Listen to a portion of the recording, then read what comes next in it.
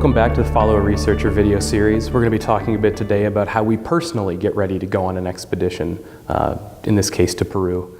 The first thing, of course, we have to do physically is to make sure we're healthy enough to go. We're going to be climbing very high, and so we go to a doctor. We go to the doctor visit. We have to have a full physical and get arrangements for a series of medications to deal with elevation or the possibility of picking up some sort of an infection while we're traveling, since we won't have easy access to a doctor's office. Then we have to arrange how we're even going to get to the field. We have to travel from Orono to New York by car. Then we fly from New York to Lima, Peru, and on to Cusco. We'll travel by car after equipping in Cusco. We travel by car to the edge of our field area, and then we'll travel by horseback and on foot from the trailhead into our glacier. Everything that we take has to be carried on our backs or on the horses' backs, of course.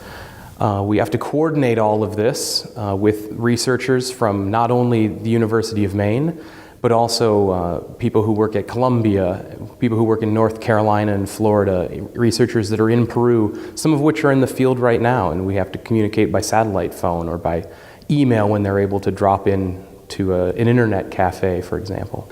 Of course, many of the researchers that we work with don't speak English as their primary language, so we use a lot of technology to do translations and to communicate. To prepare ourselves physically, we have to go to the gym, and I get lots of weird looks putting on a 50-pound backpack and getting on the treadmill for an hour at a time to get my body ready for climbing. We go skiing at midnight in the cold, and just to get our bodies used to the cold and the exertion when we're tired.